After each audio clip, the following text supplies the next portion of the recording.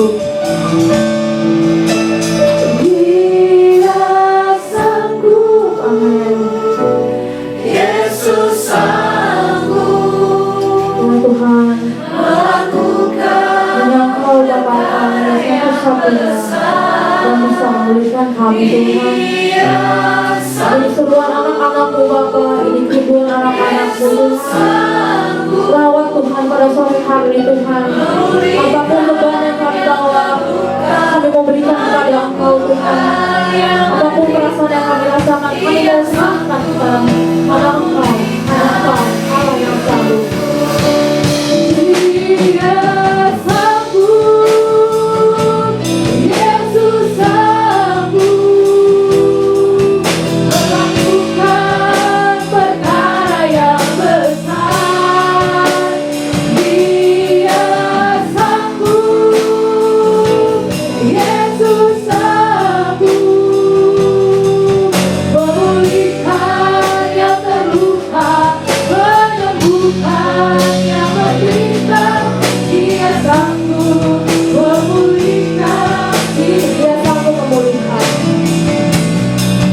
Dia sanggup memulihkan hidupmu.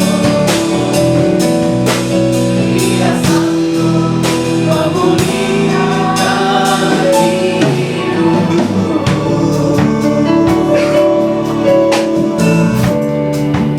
Bapak, terima kasih buat kasih setia dan kebaikan Tuhan. Hari ini kami berkumpul bersama-sama karena kami tahu hadirat-Mu segala-galanya buat kami.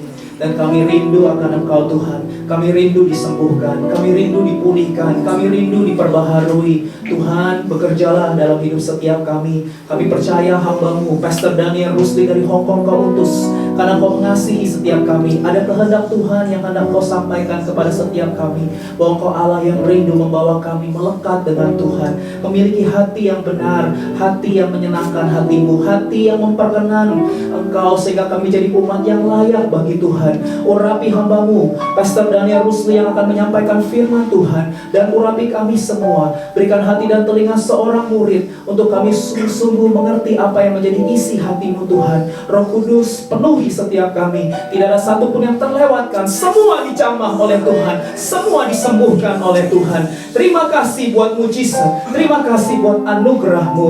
Kami siap merenungkan firman Tuhan. Engkau Allah yang sanggup, Engkau Yesus yang sanggup, dan Yesus akan melakukan perkara yang besar buat setiap kami hari ini. Di dalam nama Tuhan Yesus kami berdoa dan mengucap syukur. Setiap orang yang dikasihi dan mengasihi Tuhan sama-sama berkata dengan saya, amin. Haleluya, haleluya. Shalom, saudara yang dikasihi Tuhan. Hari ini kita bersyukur kepada Tuhan karena kita kedatangan hamba Tuhan bersama keluarga yang tadi sudah diperkenalkan. Tapi sekali lagi saya mau saudara sekalian menyambut hamba Tuhan yang akan menyampaikan firman Tuhan hari ini. Beliau adalah Pastor Daniel Rusli, beliau dari Tegal, tapi sudah lama melayani di Indonesia, dan Tuhan juga memberikan kepercayaan selama kurang lebih 2,5 tahun ini melayani pelayanan misi bersama dengan Bethany Church Singapura, melayani di Hong Kong, saudara ya. Di IC Hong Kong ada kurang lebih 250 jemaat yang ada di dalam pengembalaan beliau, dan kita percaya bahwa hari ini tidak secara kebetulan hamba Tuhan hadir.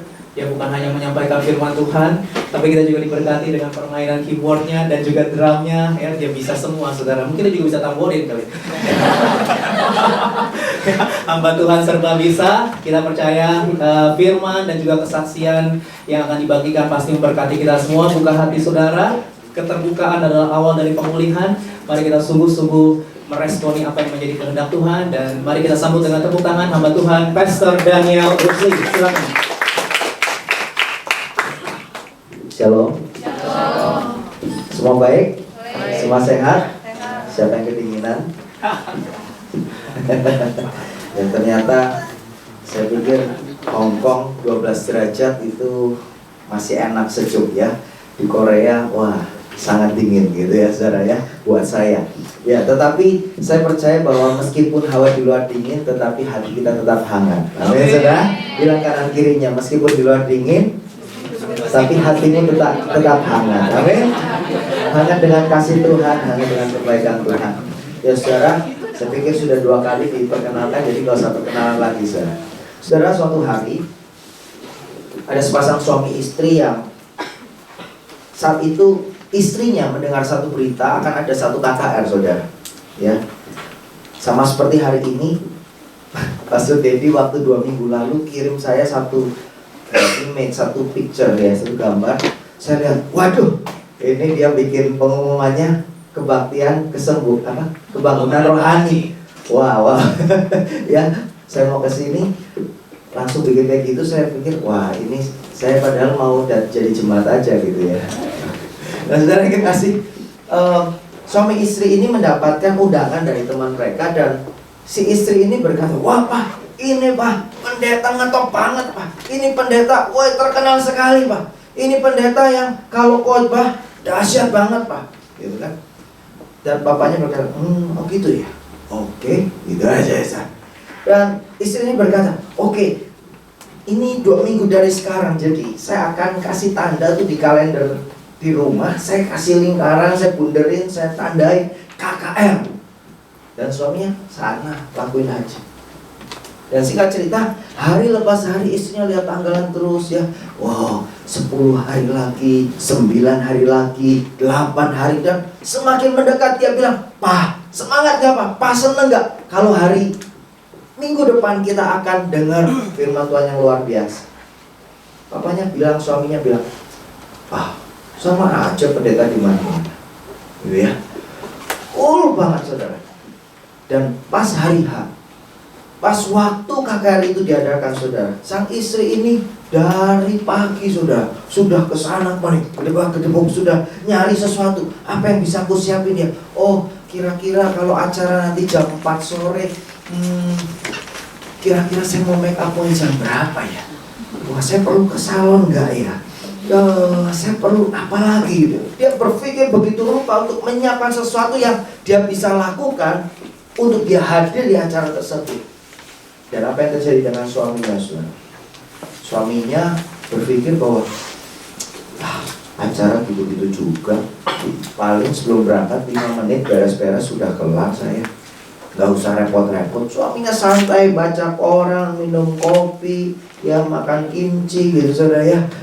Wah, pagi-pagi makan kimchi mulai sekali ya saudara.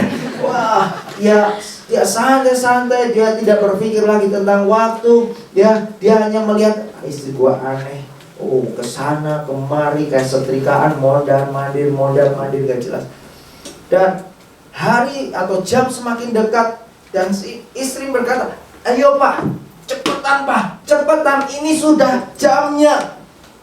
Istrinya bilang, masih 1 jam. Suaminya bilang, masih 1 jam. Dan si istri, pokoknya Pak, cepet, kita harus datang lebih awal. Kalau enggak nanti kursi depan diambil orang. Istrinya begitu semangat, tapi suaminya sudah santai betul. Benar-benar santai. Kalau nggak diseret-seret istrinya, ya mungkin kalau nggak dipakein sepatunya, kalau nggak dipakein mungkin kawan Hawadin nggak dipakein jaketnya, mungkin nggak siap-siap dari tadi. Akhirnya mereka berangkat karena keinginan istrinya dapat tempat paling depan. Karena apa saudara? Suaminya ini ternyata orang yang dikenal di kota itu saudara. Jadi waktu kasirnya tahu, bapak ini datang, tumben nih bapak ini mau datang. Padahal ya istrinya semangat gitu saudara. Bapak ini datang, istrinya datang, disambut saudara. Mari Pak, itu ada bangku di depan, ya buat tamu-tamu yang khusus disiapin ya. Wah, biar langsung lebih dekat gitu ya sama pembicaranya gitu ya. Nah saudara, kemudian ketika mereka sudah sampai di situ, pujian sudah dinyanyikan, istrinya soraklah haleluya, prok, soraklah haleluya, gitu ya, bukan Gangnam Style ya saudara. Wah, istrinya semangat, tapi suaminya soraklah haleluya, sedikit-sedikit nguap, soraklah haleluya, nyanyi tetap nyanyi, tapi nggak ada semangat, nggak ada antusias, nggak ada gairah untuk nyanyi.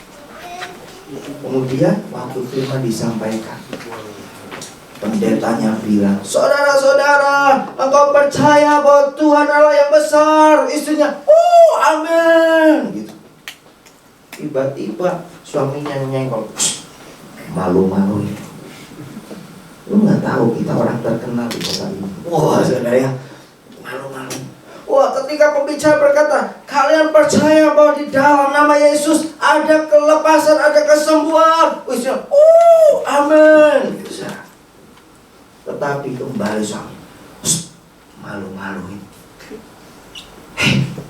Wah, marah. Hatinya mulai gak enak karena istrinya ini kelihatan seperti orang anak kecil gitu ya, cantik seperti seorang yang menurut dia, ngapain sih lu kayak gitu-gitu amat. Ketika altar call ada tantangan, ketika pembicara baru berkata, siapa yang hari ini, istrinya udah di depan, saudara.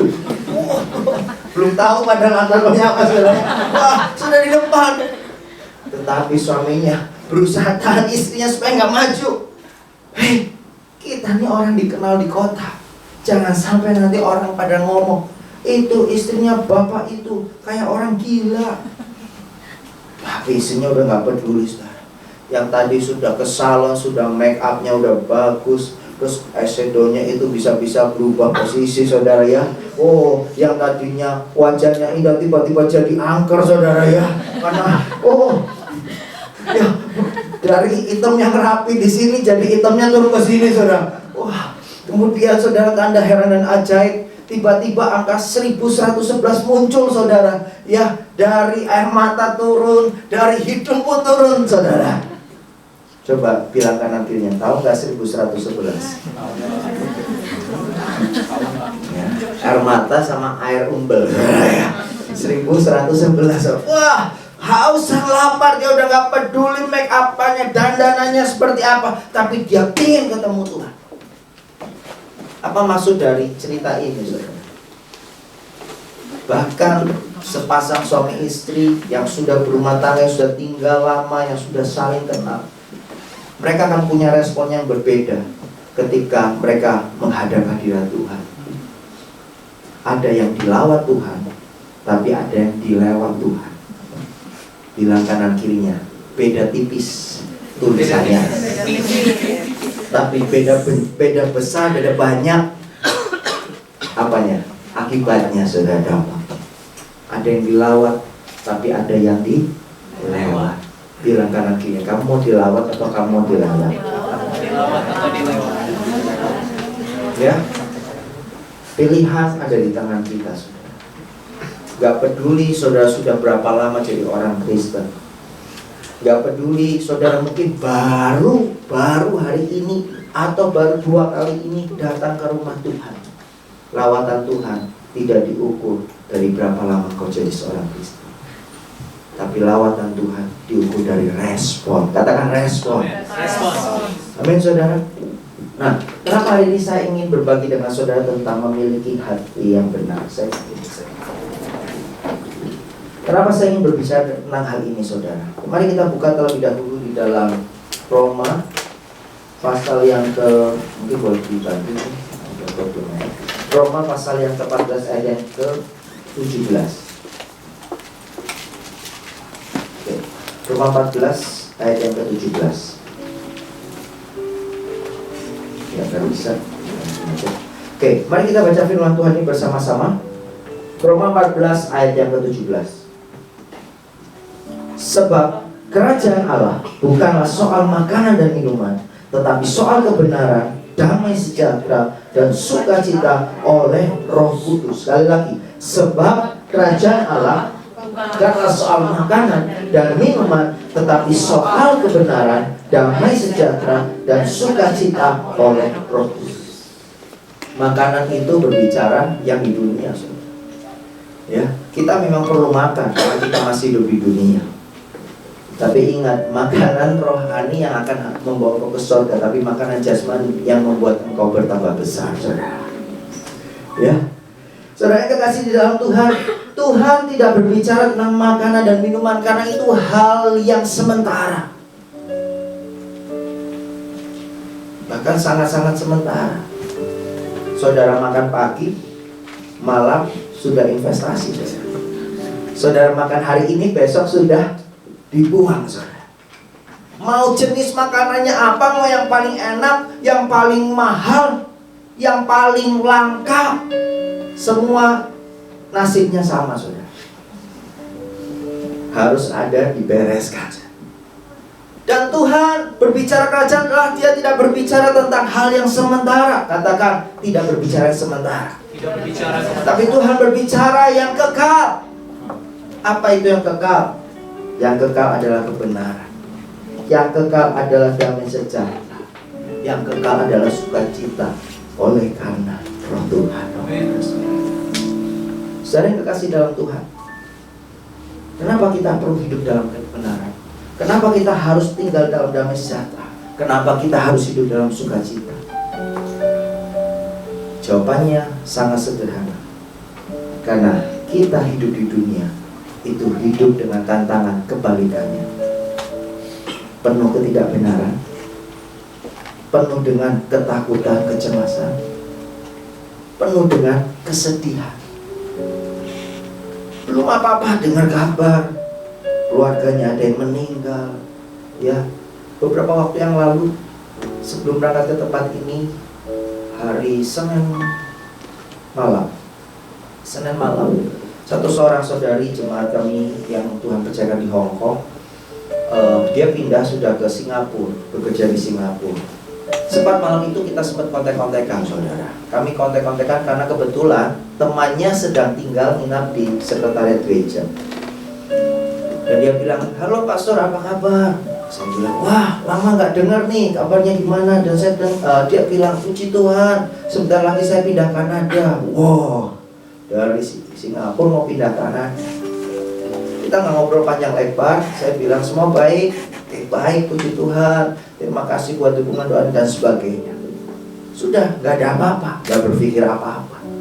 Yang kita pikir, wah luar biasa ya, habis ini pergi ke Kanada, nggak tahu habis itu kemana, kutub utara kali ya.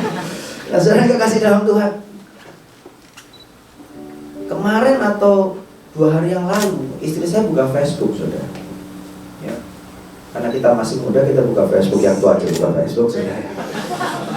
Istri saya buka Facebook dan dia terkejut. Dia bilang, kalau dia terkejut, bukan hanya dia terkejut, tapi saya jadi juga terkejut, saudara. Hah, gitu. Ada apa? Dia bilang, hah, anaknya kakak ini meninggal SMA, kecelakaan, bukan kecelakaan, ada benjolan di kakinya. Dan orang ini adalah orang yang hari Senin baru kita ngobrol, telepon-telepon dengan sukacita, dia cerita bahwa dia akan ke Kanada. Bisa bayangin, saudara, dalam tempo yang tidak lebih dari seminggu, ada 2 situasi yang sangat berbeda. Dan kita nggak akan ada yang tahu di depan akan ada apa. Dunia ini selalu membawa kepada kesedihan, kekecewaan, duka cita. Tapi Tuhan sesungguhnya, kerajaan Allah ingin bawa kita kepada kebenaran, kepada damai sejahtera dan sukacita. Nah, Matius 5 ayat 8 menyampaikan kepada kita, berbahagialah orang suci hatinya karena mereka akan melihat Allah. Berbahagialah orang yang suci hatinya karena mereka akan melihat Allah. Di dalam Alkitab versi The Message dikatakan bahwa berbahagia orang yang hidupnya benar-benar ya menjaga hatinya dengan benar. Benar-benar menjaga hatinya dengan benar. Karena orang-orang ini yang akan melihat rencana Tuhan. Orang ini akan melihat apa yang akan terjadi di hari ke depan karena dia tahu dia benar-benar menjaga hatinya. Itulah sebabnya saya memberikan judul hari ini tentang memiliki hati yang benar. Pak, atau koh atau pastor, saya ini kan sudah Kristen. Dari lahir saya sudah Kristen, bahkan Kristen, Pak. Dari brojol, Pak, dari keluar dari dalam kandungan ibu saya, Pak, saya langsung dapat nama Kristen, Pak, Petrus. Wah, keluar-keluar jadi batu karang, saudara ya. Wah, nama langsung Petrus. Saudara, tidak bisa menjadi sebuah jaminan. Waktu kita lahir dari keluarga Kristen, otomatis kita akan menjadi orang yang benar-benar menjaga hati yang benar. Buktinya saudara, engkau bisa menjumpai di LPC Pinang, di Nusa Kambangan, ya banyak tokoh-tokoh Alkitab juga ada di situ, saudara. Ngerti maksud saya nggak, saudara? Saudara kayak nggak pernah besok ke penjara sih ya. Saudara jadi nggak ngerti. Wah, banyak yang namanya Simon, yang namanya Petrus, cuma nggak ada Yudas Iskariot saja, saudara, di situ ya. Yudas Iskariot sudah keburu mati dulu, saudara. Oh, banyak nama-nama Kristen di dalam situ, saudara. Mereka nyesel, kenapa kamu ini? Oh, mencuri, merampok. Kenapa kamu ini? Narkoba. Kenapa kamu masuk penjara? Ya, nyolong ayam, Pak. Gitu kan. Saudara kekasih, begitu banyak kejadian di mana orang Kristen tidak bisa menjaga hati yang benar. Dan saudara, kita harus tahu, tidak ada orang yang imun atau kebal terhadap dosa. Bilang kanan kirinya, gak ada yang kebal sama dosa. Ada yang kebal sama dosa. Kayak kurang mantap, senggol lebih kencang. Gak ada yang kebal sama dosa. Masih kurang mantap, ya pelototin matanya. Gak ada yang kebal sama dosa. Saudara, bahkan pendeta sehebat apapun, saudara, dia bisa jatuh dalam dosa. Hamba-hamba Tuhan yang katanya sudah naik turun surga, kayak pakai elevator aja, sudah naik turun ke surga, pernah jatuh dalam dosa. Saudara yang kekasih, bagaimana kita menjaga hati kita benar di tengah zaman atau di tengah situasi dunia menuntut kita melakukan yang tidak benar, dimana ketika kita menghadapi situasi yang hidup ini penuh dengan penderitaan. Coba buka Amsal 27 ayat 9 kali di RCP. Amsal 27 ayat 9, ada sih ayatnya di situ, tapi saya nggak masukin tulisan ayatnya ya. Firman-Nya berkata, minyak dan wangi-wangian menyukakan hati, tetapi penderitaan merobek jiwa. Siapa yang kesini sempat parfuman dulu? Masa malu lah. Ya kan, banyak yang sempat parfuman. Yang nggak sempat parfum, ya karena saudara sudah merasa, oh saya nggak perlu parfuman, saya sudah wangi, gitu kan? Minyak dan wangi-wangian menyukakan hati. Ya, kadang kalau lagi capek, hawa dingin banget gitu, saudara tiba-tiba masuk dalam mall gitu ya. Kemudian lewat etalasenya ada parfum ya. Kalau nggak terlalu nyegrak sih nggak apa-apa ya. Kalau yang nyegrak bikin pusing, saudara. Ya, wah wangi banget, rasanya langsung, wah enak banget nih, seger banget, gitu kan saudara? Tetapi sebaliknya penderitaan merobek jiwa, saudara. Dan ini yang iblis lakukan berkali-kali. Bahkan dikatakan iblis melakukannya sejak dari dalam kandungan. Bilang kanan kirinya, sejak dari dalam kandungan. Iblis, setan, tuyul, dan kawan-kawannya sudah ngincar kamu. Kamu ngincar ya saudara, membidik kita menjadi sasaran. Dengan cara apa? Mereka memberikan penderitaan-penderitaan. Iblis memberikan penderitaan yang tidak sedikit, saudara. Dari rasa takut, rasa pahit hati, putus asa, ada trauma gara-gara peristiwa-peristiwa yang menakutkan, rasa kecewa, dikecewakan orang tua, saudara, pemimpin, teman, pacar kali. Rasa bersalah karena pernah melakukan satu kesalahan yang fatal. Merasa tertolak. Tidak sedikit orang baru lahir aja udah ketolak, saudara. Belum lahir aja udah ketolak. Kadang alasan seorang ibu yang sedang hamil di USG ya, supaya bisa lihat perkembangan janinnya bagaimana, sehat atau tidak ya. Istrinya Pak Melvin ya, berapa bulan Pak? 6 bulan ya, mungkin sudah mulai bisa terlihat ya. Laki apa perempuannya, sehat apa enggak, tangannya komplit enggak, kakinya komplit enggak gitu ya, sedang perkembangan jantungnya bagaimana gitu ya. Saudara, tetapi tidak sedikit orang yang akhirnya setelah melihat hasil USG, orang itu berkata, ya kok cewek lagi, ya kenapa cowok? Karena cowoknya sudah 5 gitu, saudara. Ini anak cewek aja gak ada pendapat gitu. Saudara tahu nggak? Mungkin kita berpikir, ya anak tidak mendengar dalam kandungan. Tapi saya ingat betul bagaimana waktu kami saya bawa istri saya periksa USG, saudara. Itu pertama kali mau berapa bulan ya, Mas? 5 ada. 5 kali ya, 5 atau 6 lah. Ya. Kami ngobrol sama susternya. Sambil susternya ini, saudara, pakai scroll gitu ya. Dikasih lotion, dicek gitu ya, digeser kanan kiri. Kita ngobrolin, wah ini kayaknya anak kamu bagus ini, sehat ini, dan sebagainya. Tiba-tiba suster itu terperanjat ngomong gini, woi, lihat itu. Matanya sedang menatap ke kita. Jadi di depan ada dikasih layar, saudara. Jadi istri saya bisa lihat ke layar proses USG itu. Perawat itu bilang, matanya sedang menatap ke kalian loh. Kedip-kedip lagi, saudara ya, gitu. Ya kedipnya saya nggak tahu kenapa sih. Tetapi saya percaya bahwa telinganya sudah terbentuk itu sudah bisa mulai mendengar, saudara. Mungkin dia belum mengerti artinya, tapi apa yang dia dengar, mungkin nada yang lembut atau nada yang kasar, nada yang keras, itu akan terbawa kepada jiwanya, saudara. Itulah sebabnya kenapa kalau dalam perawatan atau ibu-ibu hamil selama mengandung jangan dibuat stres sama suami-suami. Ibu yang mengandung selama sedang mengandung jangan dibikin emosian. Kenapa? Itu juga mempengaruhi kepada janin.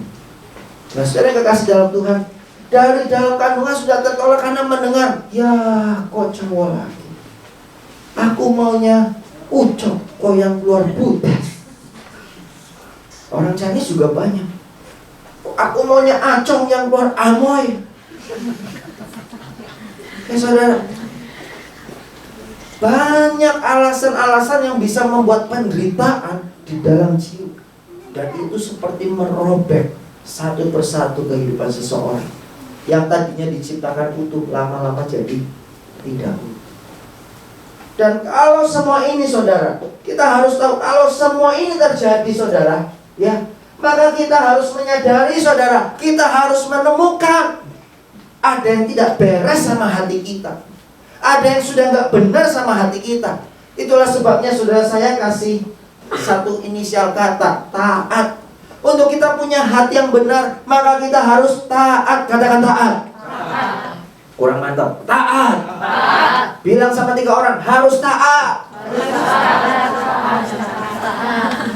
Untuk kita punya hati yang benar, saudara, kita harus taat. Taat yang pertama adalah, mari temukan penderitaan apa yang kau alami selama ini. Jangan tanya kanan kiri, gue menderita apa ya? Lu tanya dulu. Gue aja gak ngerti gue menderita apa ya, ini sama aja. Ya, sami mawon aji nomoto, saudara ya. Wah, saudara yang kasih dalam Tuhan, kita sendiri yang tahu penderitaan apa yang kita alami. Kita sendiri yang mengerti apa peristiwa demi peristiwa yang pernah terjadi dalam hidup. Ada yang dari lahir tertolak, sudah mulai gede tertolak karena apa? Karena anaknya cewek semua, keluarganya pengen punya anak cowok, diharapin lahir anak cowok, lahir cewek lagi. Udah terlanjur orang tuanya beli mobil-mobilan, robot-robotan, pistol-pistolan, saudara. Kadang USG tidak selalu tepat loh, saudara. Kita pikir, wah USG udah benar, saudara. Dokter di Hong Kong, meskipun mereka punya alat canggih, mereka selalu bilang begini, tetap ada 1%. Ya, seringkali kita menuntut tanyakan, saya nggak ngerti Korea sama Hong Kong standarnya sama nggak. Kalau Indonesia kan sedikit-sedikit ron USG. Kalau Hong Kong nggak mau kayak gitu, itu nggak baik buat janin, saudara. Hanya 2 kali, saudara. Ya, dan di 2 kali itu dicek. Dan biasalah orang tua pengennya tahu apa, laki-laki apa perempuan dong. Itu di seluruh dunia hampir sama, saudara. Ya, meskipun saya tidak melakukan survei, mungkin rata-rata hampir sama. Ya. Dan dokter itu berkata, bisa aja laki, bisa aja perempuan. Kadang kelihatannya laki. Ya, saya nggak ngomong kotor, nggak ngomong jorok, Tetapi saudara, ternyata setelah lahir perempuan, terus dokter ditanya, lah dokter gimana sih? Kita sudah ngecat kamar bayinya warnanya biru, dikasih ininya apa, Thomas gitu kan saudara ya. Wah, motifnya punya yang cowok banget, kok lahir cewek, kok bisa, salah dokter? Ya mungkin saat itu ini soalnya apa namanya, tangan anak itu tutupan. Bisa saudara. Dan gara-gara itu ya, karena kepaksa udah beli ini itunya, anak itu harus jadi seperti yang sudah terjadi sama orang tuanya yang sudah beli ini dan sebagainya. Dari situ tertolak. Bergaul sama teman-temannya dibilang, oh lu itu ya anak orang sebelah sana ya. Ayah saya saudara kelahiran Kalimantan. Dia ada darah Chinese-nya saudara ya. Setelah keturunan keberapa gitu, dia keturunan nenek moyangnya turun ke Indonesia di Kalimantan. Tapi saudara mungkin karena kepanasan di sana saudara ya, jadi Chinese tapi Chinese-nya hitam saudara gitu kan saudara ya. Mata sipit, kulit hitam saudara. Jadi ayah saya dulu pernah cerita begitu, saya ini sebenarnya orang yang tertolak. Kenapa? Main sama orang Chinese dibilang hitam lo, mata sih boleh siput udah gitu, nggak bisa ngomong bahasa Mandarin lagi. Wah, sana pergi, kita Chinese to learn gitu kan saudara ya. Dia main sama orang Dayak, kulitnya mirip-mirip, tapi sipit lu. Aduh, sana sini susah saudara ya. Ayah saya dapat julukan Cina Loleng saudara ya. Wah, karena gak jelas gitu, udah gitu kurus ya, kayak orang cacingan gitu, tinggi kurus saudara. Dan itu membuat ayah saya terluka, ayah saya kecewa, ayah saya tertolak. Sehingga dia berpikir, saya main sama siapa, saya gak punya teman. Mungkin kita mengalami situasi seperti itu. Pergi ke kota besar saudara untuk melanjutkan studi, untuk melanjutkan kuliah ya. Saya pernah mengalami saudara, ini tadi ayah saya, sekarang saya ngalami saudara. Dari kota kecil Tegal yang terkenal wartegnya saudara ya, saya kuliah ke kota Jakarta. Untung aja Tegal itu masih masuk peta saudara. Saya punya teman, kotanya itu dekat Tegal, nggak ada di peta saudara ya. Jadi saya masih lebih beruntung saudara ya. Ditanya, kamu dari mana? Dari Tegal. Oh Tegal ngapa-ngapa gitu ya. Gitu ada orang Tegal di sini. Oh kayak kue ya. Oh gitu ya saudara. Nah saudara, saya tanpa sadar saudara kadang ngomong sama teman-teman di kampus ya, orang Jakarta, orang Medan, orang mana ya, orang Bandung gitu ya saudara. Waktu ngobrol tiba-tiba saya suka ngomong kayak gini saudara. Kayonge gitu ya saudara ya. Itu bukan bahasa Korea saudara ya. Ya meskipun mirip-mirip. Kayonge itu kalau bahasa Indonesia sepertinya rasa-rasanya gitu ya. Benar ya Pak? Ada orang Tegal kan? Saya harus pastikan dulu saya lama di Hongkong. Kayaknya sering kasih jalan Tuhan kayonge gitu. Dan berkali-kali saya ngomong kayak gitu, sehingga ketika saya ada di kampus saudara ya, ketika orang-orang cari saya, langsung mereka tanya, woi mana kayonge di mana itu saudara? Aduh, nyesek di hati saudara. Nama bagus-bagus pemberian orang tua Daniel jadi kayonge gitu saudara. Waduh saudara, saya merasa, aduh saya siapa? Kemudian ketika ditanya dari kota kecil yang lain, kota gede gitu, saya minder saudara. Saya merasa, aduh bahasa saya kok gak gaul kayak mereka, penampilan saya gak gaul kayak mereka. Itu membuat saya menderita jiwa saya. Banyak alasan untuk menderita. Nah, orang yang menderita seperti ini saudara, biasanya kumpulnya sama siapa? Iya saudara. Mau dicari-cari kemana, seringkali mereka kumpul saudara. Akhirnya jadi klub penderitaan saudara. Dan kalau orang udah menderita ketemu orang menderita saudara, yang diomongin apa saudara? Menderita. Saudara sekali-kali kumpul aja sama orang penderitaan seperti itu saudara ya, selalu yang ngomong, nasib kayak gini ya, rumah saya habis, terus uang saya ludes saudara ya. Satu hari aja dengan mereka ngomong saudara, sakit kepala saudara. Kok nggak ada habisnya sih? Selalu ngomongin jelek-jelek sih, selalu ngomongin negatif. Nggak enak saudara kumpul sama orang itu. Tapi orang-orang sama menderita, happy banget saudara. Ih, ternyata lu menderita ya? Gua juga. Soalnya kalau dia cerita sama orang yang nggak ada apa-apanya saudara, dia cerita, gua menderita, udah sabar. Lu yang bisa sabar, gua nih yang menderita. Saudara kasih dalam Tuhan. Situasi seperti ini harus kita temukan. Bukan untuk membuat kita trauma, tetapi supaya itu menjadi awal dari pemulihan agar hati kita jadi benar. Itulah sebabnya di dalam sebuah konseling atau misalnya dalam pelayanan pemulihan akan lebih baik ketika di konseling terlebih dahulu. Dalam sebuah retret biasanya kita bikin grup-grup kecil. Ya, kami sedang coba bikin konsep dengan konsep yang bikin grup mini kayak mini sel gitu ya, grup kecil-kecil supaya setelah pelajaran ada sharing, dan itu bukan cuma pas hari Minggu tapi terus jalan selama perjalanan gitu. Mereka semakin saling mengenal, saling mendoakan, karena memang diperlukan komunitas yang saling melayani, saling menguatkan, saling memulihkan, tentunya dengan Tuhan yang ada di tengah-tengah. Nah, saudara yang terkasih dalam Tuhan, pekerjaan iblis itu ngacoin hidup orang. Iblis itu kerjaannya sukanya mancing emosi orang. Iblis itu kerjaannya apa saudara? Ya, membuat kita suka lari dari kenyataan.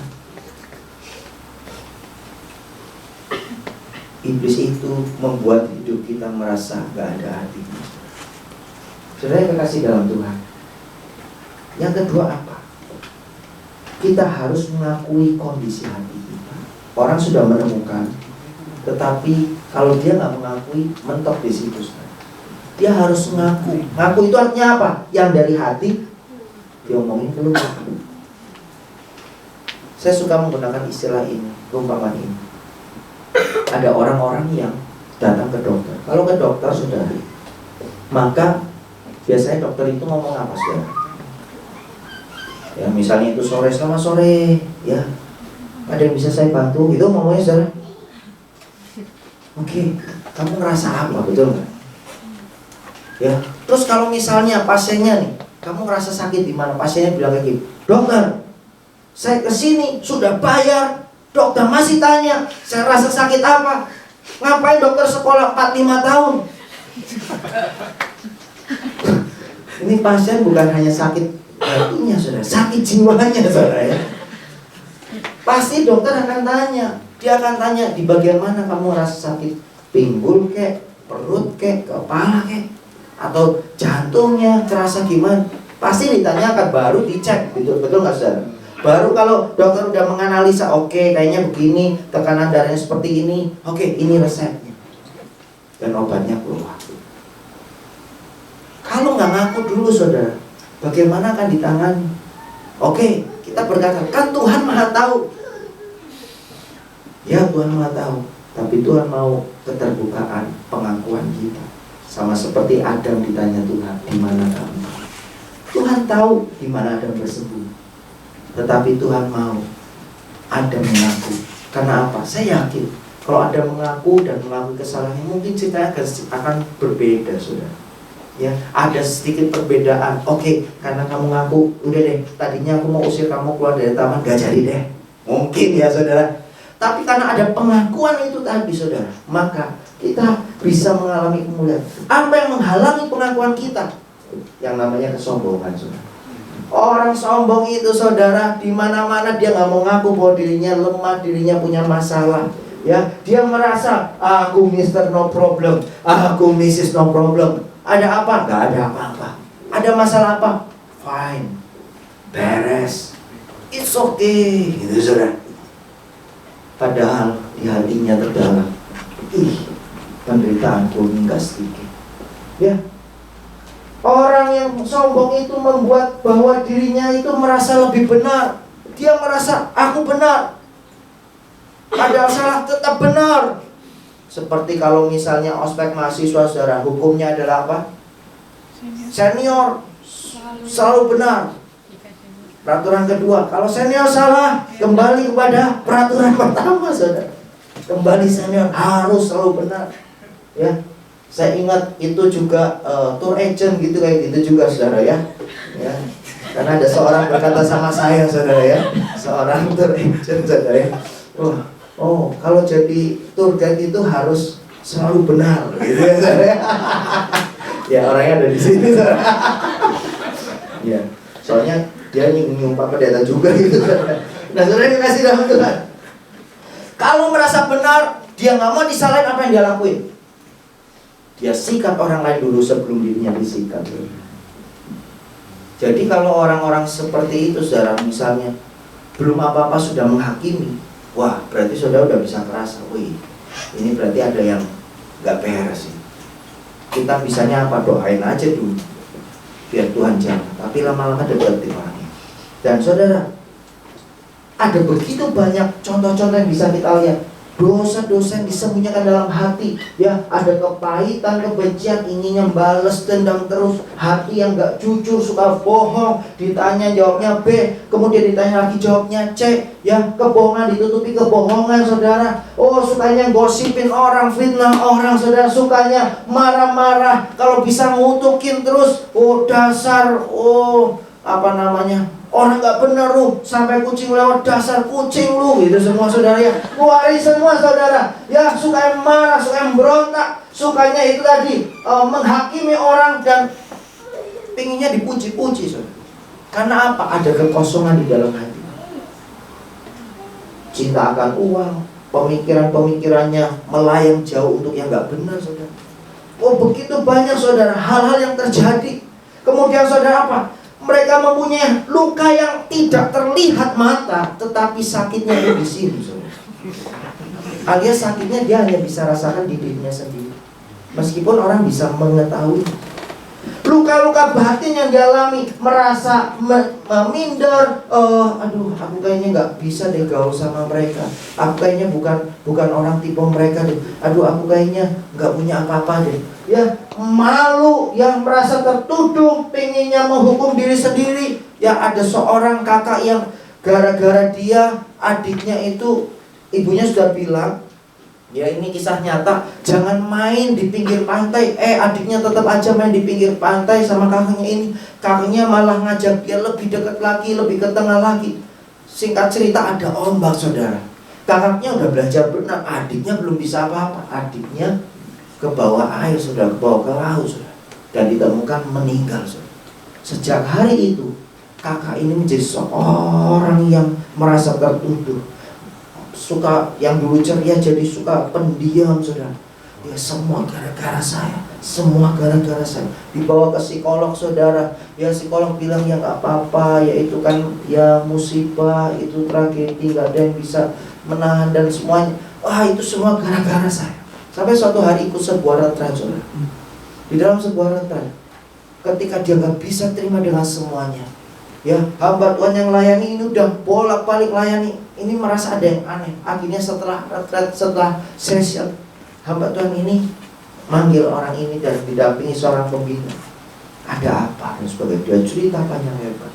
Tiba-tiba hamba Tuhan ngomong, ya, memang itu salah kamu. Wah, psikolog dan yang lain-lain berkata, nggak apa-apa deh, nggak apa-apa. Tiba-tiba hamba Tuhan itu malah ngomong, ini salah kamu.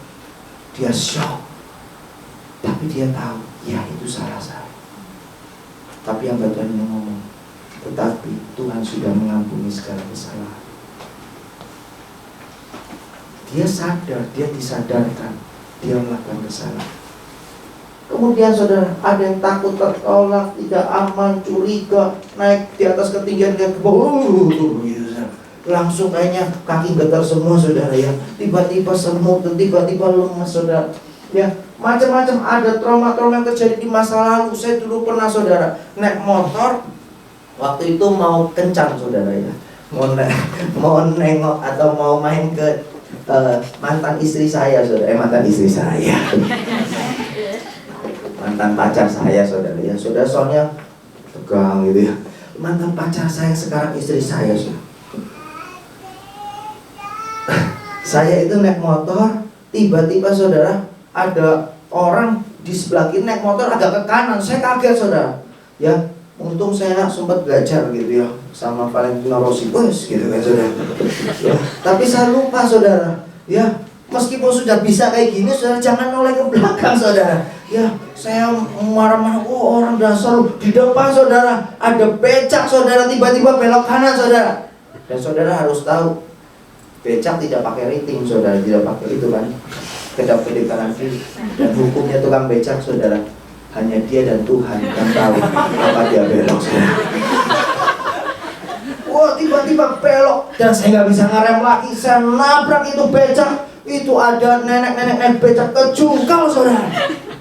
Saya cukup mengalami luka yang parah, motor saya lumayan hancur. Saya ngomong tapi saya juga jengkel sama diri saya sendiri. Kenapa ya noleh ke belakang?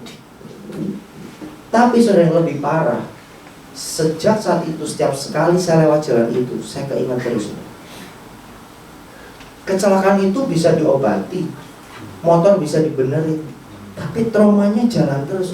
Sehingga setiap saya lewat jalan itu, wah, di sini nih saya kecelakaan, di sini saya kecelakaan. Saya agak tegang, agak takut. Dan waktu saya dilayani saudara, saya dipulihkan. Sekarang, mau lewat mana, bolak-balik situ, bolak-balik, ya saya udah gak pusing lagi. Trauma itu harus diangkat. Dan saudara yang kekasih, ini contoh-contoh yang banyak bisa terjadi, tapi yang paling parah adalah kepahitan saudara. Karena kepahitan itu seringkali menjadi alasan kita untuk nyalain orang lain.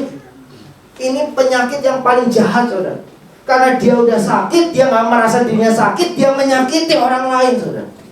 Bahkan kalau perlu Tuhan pun disalahkan. Tuhan kalau nggak bisa ngatur cuaca, itu kata orang yang jual ikan asin gitu ya saudara. Gara-gara hujan enggak, si tukang ikan asin ini bilang, kalau Tuhan nggak bisa ngatur cuaca, Tuhan turun, saya naik yang ngaturnya. Ini sampai nyala-nyalain Tuhan saudara. Dan saudara, kepahitan ini adalah pilihan yang ngawur, pilihan yang salah saudara. Karena apa saudara? Sebenarnya kalau kita tidak mengizinkan kepahitan itu menguasai kita, maka kepahitan tidak bisa menguasai. Poin berikutnya, kalau kita tidak mengizinkan saudara situasi di sekeliling kita Tuhan menguasai diri kita, maka sesungguhnya kita nggak akan dikuasai saudara. Dengar ini saudara, ya, engkau yang menentukan, engkau yang memutuskan engkau mau menjadi apa. Dengar bahwa banyak teman-teman, saudara-saudara kita yang mengalami kondisi yang jauh tidak lebih baik. Kita ingat bagaimana Nick Vujicic. Kita jauh lebih beruntung. Dia nggak punya tangan, dia punya kaki pun tidak normal.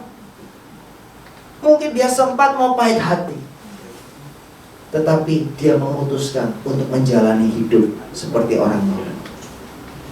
Dia renang, dia sikat gigi dan melakukan segala sesuatu. Dan apa yang terjadi sekarang? Dia benar-benar menikmati hidup yang diberkati Tuhan dan jadi berkat buat banyak orang. Saudara, hidup ini adalah sebuah sekolah kehidupan buat kita.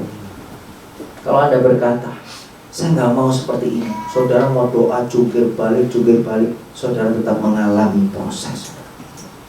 Saudara berkata, aku nggak mau mengalami tantangan, kesulitan, persoalan, saudara, kita tetap menghadapi. Tapi ini yang harus kita lakukan.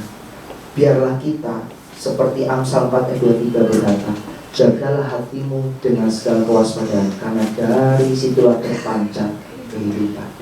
Saya nggak punya waktu banyak saudara, jadi saya nggak poin-poin semua saya nggak sampaikan, tapi saya hanya ingin sampaikan beberapa poin yang menurut saya harus disampaikan saudara. Nah, apa yang harus kita lakukan berikutnya? TAAT. Yang ketiga, kita harus mengalami Kristus. Sebab banyak orang menjadi Kristen, tapi dia tidak pernah mengalami Kristus dalam hidup. Datang ke rumah Tuhan, datang ke gereja, duduk, dengar firman, doa, ya, keluarin dompet untuk persembahan, doa berkat, pulang, gak ada apa-apa. Hidupnya gitu-gitu aja. Kita harus mengalami Kristus. Mengalami Kristus yang bagaimana? Yesaya 53 ayat 2-5. Di situ dikatakan, dinubuatkan bahwa Yesus memberikan hidupnya. Dia gantikan kita. Dia memikul segala penderitaan kita. Kita yang hidup penuh dengan dosa digantikan untuk hidup diampuni oleh Tuhan. Kalau berikutnya, kita yang harusnya masuk neraka, kita diselamatkan. Kita yang harusnya saudara ditolak oleh segala sesuatunya, diterima oleh Kristus tanpa syarat. Kita yang harusnya hidup penuh dengan kepahitan, kita mengalami pemulihan. Dan kita yang mengalami sakit penyakit kita dipikulnya oleh Yesus.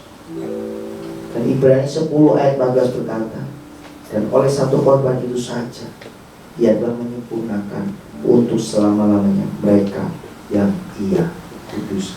Artinya apa? Apa yang Yesus berbuat sebenarnya sudah sempurna dan tidak perlu ada korban yang lain. Tetapi apa yang membedakan? Ada orang yang mengalami lawatan dan ada orang yang dilewat. Itu tadi saudara.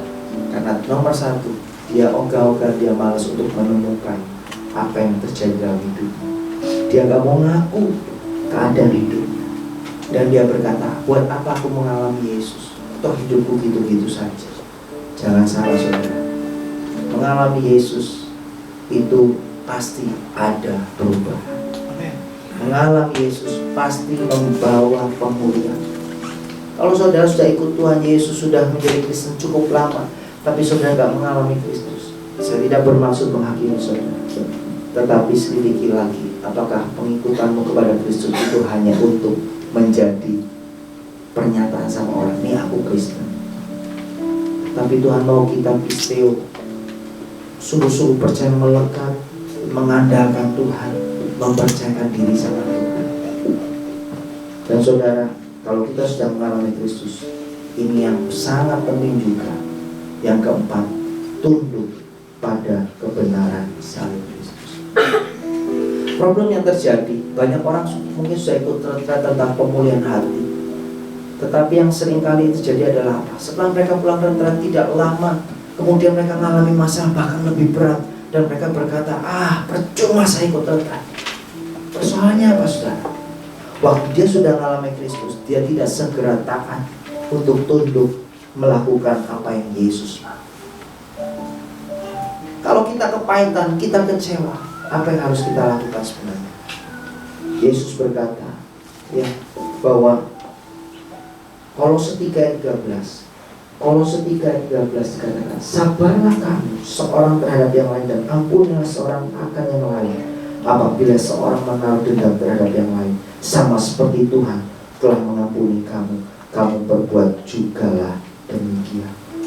Saudara, yang harus kita lakukan, kita mengampuni. Mengampuni siapa? Nomor satu, mengampuni diri sendiri. Anda tidak bisa mungkin mengampuni orang lain sebelum Anda mengampuni diri saudara. Ada banyak alasan untuk kita menyalahkan diri saya. Ada yang telinganya besar sebelah gitu. Yang ikut kul kemarin ngerti maksud saya. Saya orangnya saudara, saya pernah merasa minder dengan telinga saya yang besar sebelah dan tidak perlu dilihat lama-lama saudara. Saya merasa kalau di depan orang, saya ini kayak makhluk yang gak jelas gitu. Ada mungkin teman-teman yang merasa setiap ngaca gak puas sama hidungnya, jadi gak bisa mancung, ya udah segini-gini, sudah saya pakai ini itu ya, jepitan baju gak bisa. Saudara, ada begitu banyak alasan untuk kita tidak bisa mengampuni diri kita. Tapi waktu engkau membuka hati untuk mengampuni dirimu dan mengucap syukur buat hidup, dari situ engkau bisa mengampuni orang lain, karena engkau tahu hidupmu sangat-sangat berat. Pekerjaan iblis adalah mencuri, membunuh, dan membinasakan. Poinnya di situ aja. Tapi Tuhan Yesus datang memberikan hidup dalam segala kelimpahan. Jadi saudara yang kekasih, hanya lewat karya salib Kristus sajalah kita menerima kasih Yesus, kita diampuni dan kita dimampukan untuk mengampuni. Lewat salib Yesus saudara, kita mengampuni bukan dengan kekuatan kita, tapi dengan kasih Tuhan. Dan lewat pengampunan yang dimana Yesus berkata, ini bukanlah pilihan bagiku, tapi mengampuni adalah perintahku. Ampunilah musuhmu, ya, kasihilah musuhmu, ampuni saudaramu yang menyakiti hatimu. Bahkan 70 kali 7 kali engkau harus mengampuni, tidak henti-hentinya. Kau harus ampuni orang yang menyakiti hatimu. Kita mengampuni bukan karena perasaan kita lagi baik. Jangan karena sebentar saya mau berdoa, saya mau ngampuni, tapi nanti ketemu orang, udah deh, gak jadi. Saudara, emang tidak mudah. Pada satu titik ini kita harus berani melangkahkan kaki kita. Pada satu titik ini kita harus melangkahkan kaki. Saya tutup dengan cerita ini. Saya adalah produk anak yang tertolak, meskipun ayah saya seorang pendeta. Ayah saya seorang pendeta yang sudah melayani dari tahun 79, dan tahun 82 ayah saya menggembalakan jemaat. 83 saya baru lahir. Namun saya menjumpai ayah saya yang sangat keras. Saya bisa lihat piring terbang ada di rumah saya, sudah dilempar ke sana ke sana. Saya pernah melihat ayah saya menendang pintu dan pintu itu jebol, saudara. Saya berpikir, pendeta apaan gitu? Khotbah di mimbar, manis, baik, tapi kenyataannya kami lihat, waduh, sangat menyakitkan. Kalau kami lagi asik main di rumah, tiba-tiba saya dengar suara motor atau mobil, ayah saya kembali ke rumah. Saya dan adik saya ingat betul, dulu cepat-cepat masuk kamar, saudara. Kalau perlu kunci pintu, kami gak pengen ketemu papa. Kenapa? Rasanya udah takut dulu saya.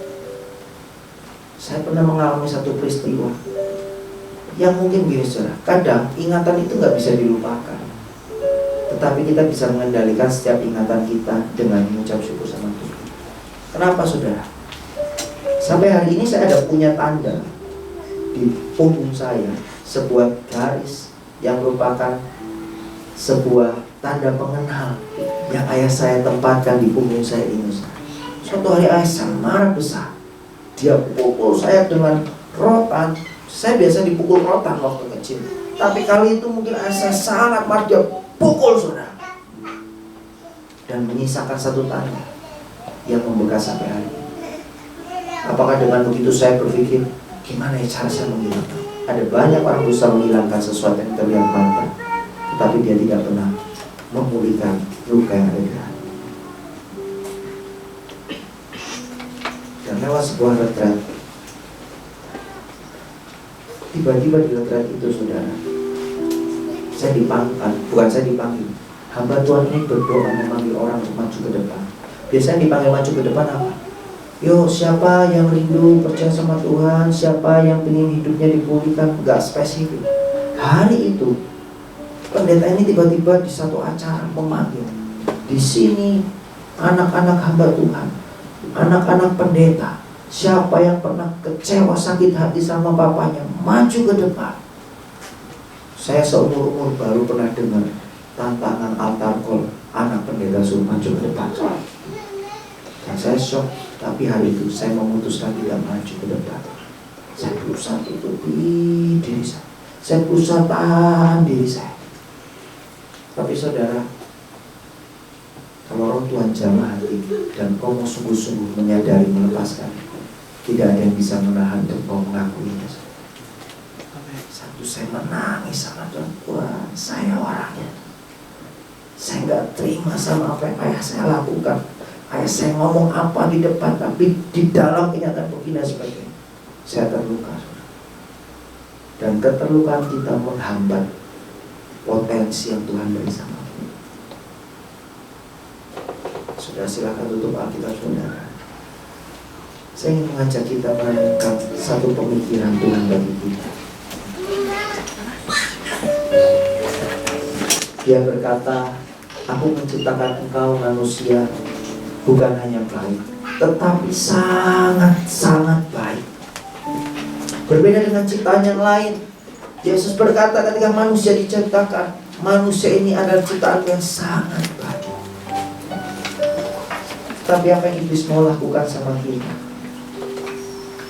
Iblis berusaha, bahkan dari sejak manusia pertama diciptakan, iblis berusaha merusak gambaran yang baik itu. Iblis berusaha merusaknya, saudara, supaya membuat kita kehilangan kemampuan, kehilangan keinginan, kehilangan keyakinan bahwa kita diciptakan Tuhan sangat baik. Tahukah saudara, dalam hidupmu ada satu potensi yang besar. Dan kalau kau sungguh-sungguh punya hati yang benar, kau bisa lihat rencana Tuhan, maka iblis akan sangat ketakutan. Sebab iblis tahu kalau banyak orang-orang yang percaya sama Tuhan, hatinya benar, mereka bisa lihat rencana Tuhan, maka kerajaan Allah, kerajaan iblis akan dihancurkan begitu cepat. Itulah sebabnya dia tidak bisa mengalahkan Tuhan, tapi dia bisa memancing setiap hati kita untuk menjadi marah, kecewa, dan menderita.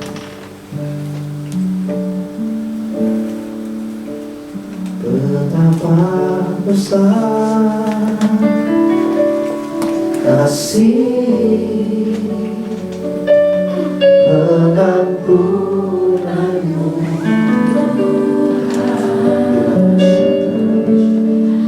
tak kau pandang hina. Boleh merasakan kasihnya saat mengalir atas setiap kita.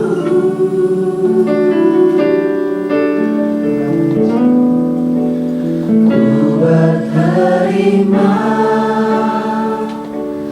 kasih padamu ya Tuhan, kepadamu ya Tuhan, pengampunan yang kau beri, pulihkanku. Ingatlah saudara, dari semula Allah telah merancangkan kebaikan bagi setiap kita. Bahkan di saat hidup kita mulai gak baik, hidup kita mulai menyimpang dari rencana Tuhan. Yohanes 3 ayat 16 berkata, karena begitu besar kasih Allah akan dunia ini, sehingga diberikan anaknya yang tunggal, Yesus Kristus, agar barang siapa yang percaya kepada Dia tidak binasa, melainkan beroleh hidup yang kekal. Saudara, rencana Tuhan buat hidupku, hidup kita semua ada rencana yang mendatangkan damai sejahtera, sukacita, dan kau memperoleh kebenaran. Karena ketika kau memperoleh kebenaran, kau akan bisa melihat rencana Tuhan yang indah.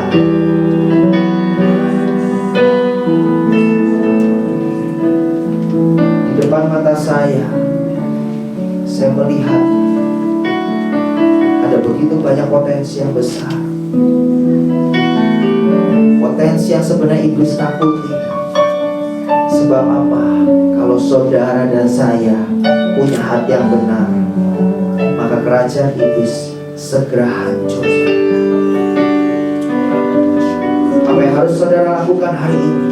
Temukan saudara, di area mana engkau menderita, di area mana engkau dikecewakan, di area mana engkau pahit hati, saudara.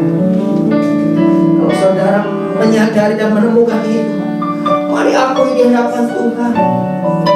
Mari akui di hadapan Tuhan. Bilang, Tuhan, aku kecewa sama papaku, aku kecewa sama temanku, aku sakit hati sama perkataan saudaraku, aku marah dengan perlakuan temanku padaku.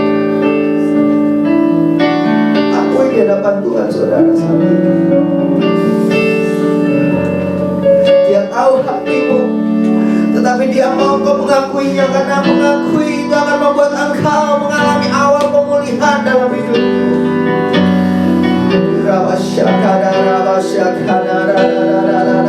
Mari sembah Tuhan. Mari cari wajahnya masing-masing pribadi. Ambil waktu cari wajah Tuhan.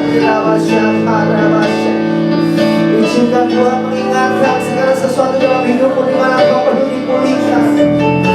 Ilamaya syakara wasyikira.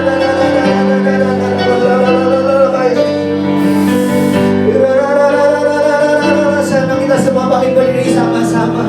Beberapa menit ke depan kita ambil untuk lebih sungguh lagi sama Tuhan. Ambil waktu lebih sungguh lagi sama Tuhan.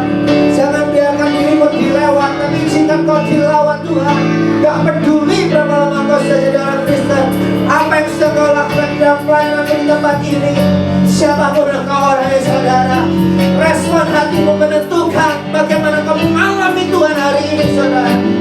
Kau lihat Tuhan setiap tetesan air mata Tuhan. Kau lihat Tuhan setiap hati yang hancur. Kau lihat Tuhan setiap hati yang terbuka dan mengakui Tuhan segala apa yang terjadi di dalam hidup kami.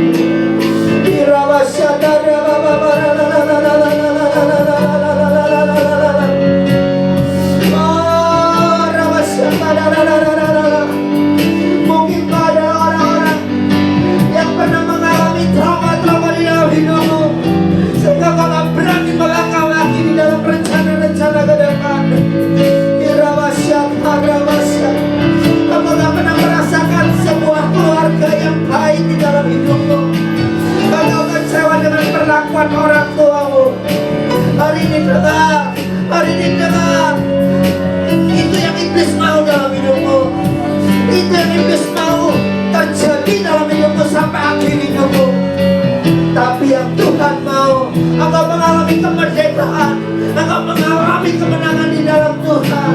Mari sama-sama katakan betapa besar kasih-Mu Tuhan. Betapa besar kasih.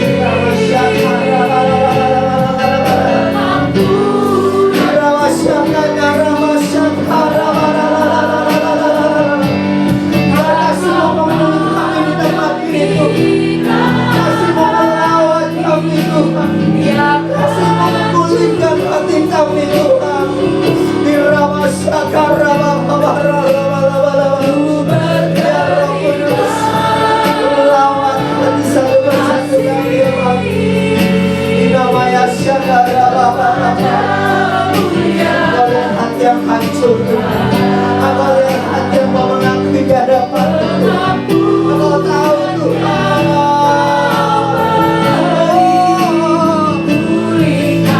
Lebih lagi datang kepada Tuhan, katakan betapa besar, betapa besar kasih. Aku rindu Tuhan, sama seperti kau pulihkan hidupku jatuh. Biar kau pulihkan saudara-saudaraku ini Tuhan. Biar belas-kasihan mengalir memenuhi hati kami. Hati yang luka, hati yang kecewa, Tuhan pulihkan. Namanya Ramasyaka, Ramasyir, Ramasyaka, Ramasyir.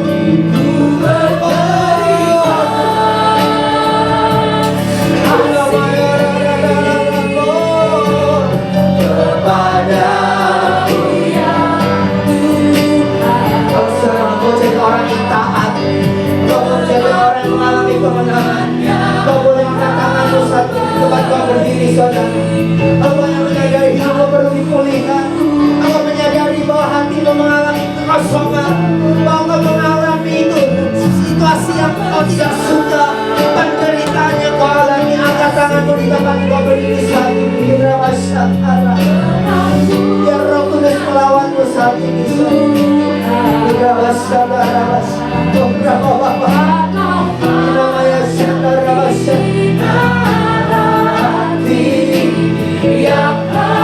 dan ketaatan-Mu ditentukan dan respon-Mu pada Tuhan saudara.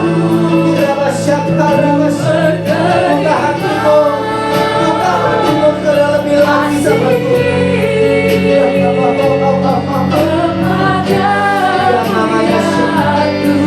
dan saat ini saudara, biarlah ini menjadi langkah imanmu, menjadi awal dari pemulihan.